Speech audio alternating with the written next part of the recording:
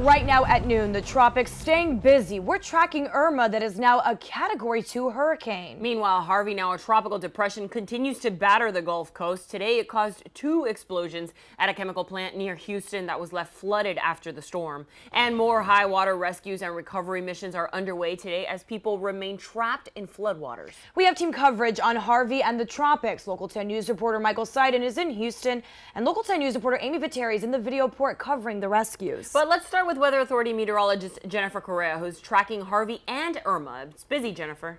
Oh, getting super busy across the Atlantic and even out into the Gulf, of course. But Hurricane Irma, it was a rapid intensification. Earlier this morning, I was talking about Irma only being a tropical storm and potentially becoming a hurricane by today. So we knew this was happening, but it is already a Category 2, 11 a.m. advisory, showing that it does have maximum sustained winds at 100 miles per hour, gusting up to 120.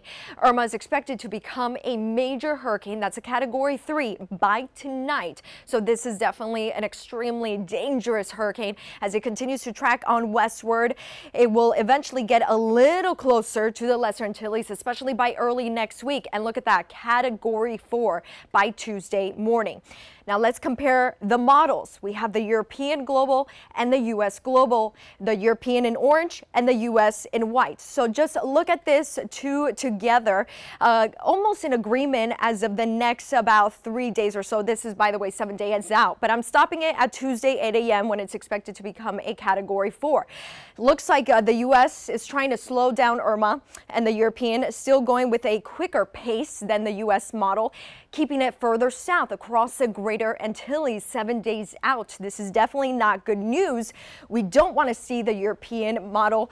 We don't want to see this happen, but what we do want to see is the U.S. model taking it out to sea, keeping Irma over the open water. So right here, 7 days out, that is a huge uncertainty in the path.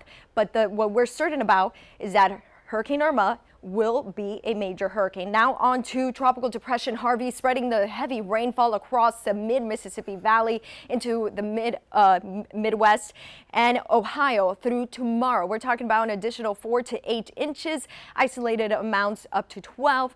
And then there's a new area potentially forming this weekend in the western Gulf of Mexico. I'll have more on your tropics coming up.